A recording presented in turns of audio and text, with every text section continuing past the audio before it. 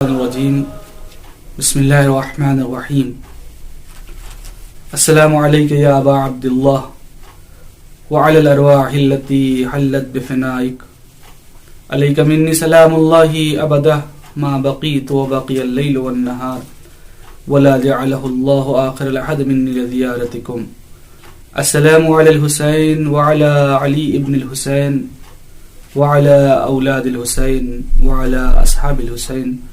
السلام علیکم ورحمۃ اللہ وبرکاتہ. اما بعد، ناظرین کرام، السلام علیکم ورحمۃ اللہ وبرکاتہ. سب سے پہلے یتیمی حضرت ولی عصر کی تعزیت آپ کے ساتھ پیش کرتا ہوں، اور دوسری تعزیت یہ کہ فصل اعزا ہمارے درمیان سے رخصت ہو رہی ہے، اور ہم سب جن ایام کا ایک بے چینی سے انتظار کرتے ہیں وہ ہمارے درمیان سے رخصت ہو رہا ہے، اور اس بات کی ندامت ہے اور اس بات کا احساس ہے کہ حق اعزا ادا نہ ہو سکا. لیکن جس طرح اور جس مقدار میں ہم نے عزاداری برپا کی ہے، پروردگار عالم کی بارگاہ میں دعا ہے کہ پروردگار ہم سب کی اس عزاداری کو شرف قبولیت عطا فرمائے، آمین یا رب العالمین. جیسے کہ میں نے عرض کیا کہ ماہ ربیع الاول کی 8 تاریخ ہمارے اور آپ کے 11ویں امام حسن عسکری علیہ السلام کی شہادت کی تاریخ ہے. لہذا اسی مناسبت کو مد نظر رکھتے ہوئے میں نے جس عنوان کا انتخاب کیا ہے وہ بہت ہی اہم عنوان ہے امام حسن عسکری علیہ السلام زمینہ ساز غیبت امام عصر. اگر آپ دیکھیں کہ امام حسن عسکری علیہ السلام کی 6 سالہ امامت کی زندگی میں اور امامت کے دور میں جو کار نمایاں انجام دیے ہیں اس کی مثال پیش کر پانا بہت مشکل ہے. جہاں انہوں نے بہت سے کارنامے انجام دیے اپنی مدت امامت میں، باوجود اس کے کہ وہ دور بڑی پابندی کا دور تھا، وہ دور بہت ہی خطرناک دور تھا، بہت ہی ظلم اور استبداد کی زندگی امام نے گزاری. اس کے باوجود بھی آپ نے امت اسلام کی فلاح اور بہبود کے لیے جو کار نمایاں انجام دیے ہیں تاریخ میں سنہرے الفاظ میں آج بھی موجود ہیں. اور انہی کاموں میں سے ایک اہم کام جو امام نے انجام دیا ہے وہ ہے اپنے فرزند کی غیبت کے لیے لوگوں کو آمادہ کرنا. چونکہ آپ کا دور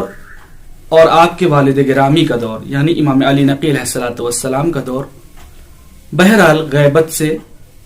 بہت ہی نزدیک تھا. اس لیے امام نے اپنا وظیفہ سمجھتے ہوئے اس غیبت کے لیے مومنین کو اور شیعوں کو آمادہ کیا اور طرح طرح سے متوجہ کیا کہ دیکھو ہمارے بعد جو آئے گا، جو ہمارا جانشین ہوگا، وہ کس طرح زندگی گزارے گا، اور تمہارا فریضہ اس زمانے میں اور اس دور میں کیا ہوگا. یہ مختلف مقامات پر، مختلف موقعوں پر، مختلف طریقوں سے امام عسکری علیہ السلام نے متوجہ کیا. گرچہ اگر دیکھا جائے تو یہ کام 7ویں امام کی زندگی سے ہی شروع ہو چکا تھا، لیکن 7ویں امام کی زندگی سے اور غیبت کا زمانہ کافی دور تھا، اس لیے 10ویں امام اور 11ویں امام کی زندگی سے یہ زمانہ نہایت ہی قریب تھا، اس لیے ان بزرگوار نے غیبت کے لیے زمینہ سازی کی اور محنت و مشقت کی اور لوگوں کو اس کے لیے آمادہ کیا۔ امام نے کیسے آمادہ کیا، کیسے لوگوں کو متوجہ کیا، اس سلسلے میں ایک روایت آپ کے سامنے پیش کرنا چاہیں گے۔ ملتا ہے کہ ایک صحابی امام کے، ایک چاہنے والے امام کے، جن کا نام بتایا گیا ہے احمد بن اسحاق اشعری، یہ ایران کے رہنے والے، یہ فرماتے ہیں کہ میں ایک دن امام علیہ الصلوۃ والسلام کی خدمت میں حاضر ہوا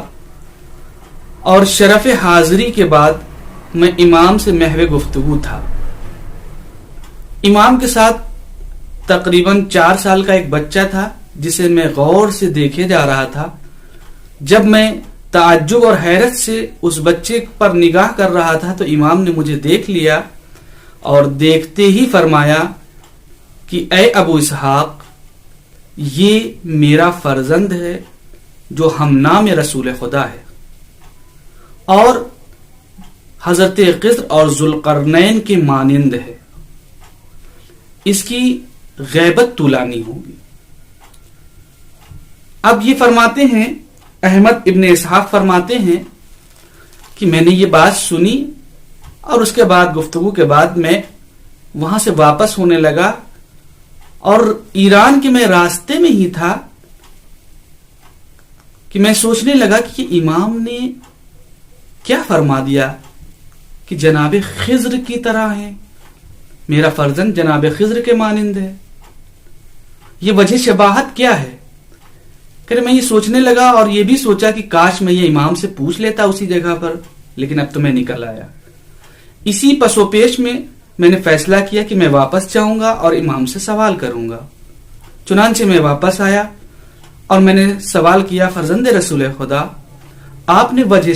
شباہت جناب خضر سے بتائی اپنے بچے کی اور اپنے بیٹے کی، اس کی وجہ کیا ہے؟ کیا وجہ شباہت ہے؟ تو امام نے فرمایا کہ دیکھو، وجہ شباہت حضرت خضر سے اور میرے بیٹے کی یہ ہے کہ حضرت خضر کی بھی عمر طولانی ہوگی اور اس کی عمر بھی طولانی ہوگی۔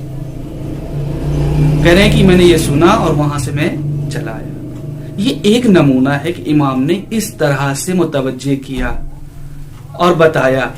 کہ دیکھو، یہ امامت کا سلسلہ قیام قیامت باقی رہنے والا ہے۔ کبھی اگر بظاہر تمہیں امام نظر نہ آئے تو تم یہ فیصلہ مت کر لینا کہ امامت ختم ہو گئی ہے۔ اللہ نے اس درجے اور عہدے کو اور اس منصب کو قیامت تک کے لیے باقی رکھا ہے، اور جو بعثت انبیاء کا مقصد ہے وہی ائمہ کے تعین اور تقرر کا بھی مقصد ہے۔ اس کے بعد امام حسن عسکری علیہ الصلوۃ والسلام کی زمینہ سازی میں جو اہم چیز نظر آتی ہے وہ یہی آتی ہے کہ آپ نے اپنی شہادت سے قبل اپنے چاہنے والوں کو متعدد موقعوں پر، متعدد مقامات پر، متعدد نشستوں میں اس طرف متوجہ کیا کہ میرے بعد میرا فرزند، میرا جانشین اور میرا رہبر اور میرا رہنما ہوگا، اور اس کی اطاعت تم پر واجب ہے، اور ایک وقت آئے گا کہ جب یہ غیبت میں چلا جائے گا کسی سے ملاقات نہیں کرے گا۔ پھر امام علیہ الصلوۃ والسلام نے ایک حدیث اور فرمائی جسے میں بیان کرنا چاہوں گا، اور یہ اتنی اہم ہے کہ جس سے ہمیں اپنی ذمہ داری کا، یعنی منتظرین امام مہدی کی ذمہ داری کا، ان کے وظیفے کا اندازہ ہوتا ہے کہ ان کا وظیفہ کیا ہے، ان کی ذمہ داری کیا ہے۔ امام علیہ الصلوۃ والسلام نے فرمایا کہ دیکھو، غیبت کے زمانے میں ذمہ داری چاہنے والوں کی یہ ہے کہ وہ تقوی الہی اختیار کرے، ایک، اور دوسرے یہ کہ اپنے ایمان پر ثابت قدم رہیں۔ تیسرے یہ کہ فرج کا انتظار کرتے ہوئے، یعنی میرے فرزند کا انتظار کرتے ہوئے، اس کے ظہور کا انتظار کرتے ہوئے اس کے ظہور کی دعا بھی کریں۔ اب ظاہر ہے وقت نہیں ہے اور یہ اتنی طولانی گفتگو یہاں پر مناسب نہیں ہے، محل نہیں ہے، نہیں میں عرض کرتا کہ امام نے ایک اہم اور بنیادی چیز کی طرف اشارہ کیا ہے۔ شیعوں کو چاہیے کہ ہمارے فرج کا، یعنی میرے فرزند کے فرج کا، اس کے ظہور کا انتظار کریں۔ انتظار کیسے کرنا ہے، انتظار کیسے کیا جاتا ہے، انشاءاللہ یہ آئندہ کسی بیان میں ضرور میں ذکر کروں گا۔ لہذا پروردگار عالم کی بارگاہ میں دعا ہے کہ پروردگار ہم سب کو بھی ظہور کی زمینہ سازی کی توفیق عطا فرمائے۔ جس طرح سے امام عسکری علیہ الصلوۃ والسلام نے غیبت کی زمینہ سازی کی کوشش کی، اور صرف کوشش ہی نہیں کی بلکہ ہمیں متوجہ کیا اور ہمیں بتایا اور ہمیں اس طرف متوجہ کیا، اسی طرح ہمیں چاہیے کہ ہم ظہور کی، امام کے ظہور کی زمینہ سازی کریں، اس لیے کہ امام بغیر ظہور کی زمینہ سازی کے ظہور نہیں کر سکتے۔ پروردگار عالم کی بارگاہ میں دعا ہے پروردگار ہم سب کو اس قابل بنا دے کہ ہمارا اور آپ کا امام جلد سے جلد ظہور فرمائے۔ آمین یا رب العالمین۔ والسلام علیکم ورحمۃ اللہ وبرکاتہ۔ ہائے حسن عسکری مولا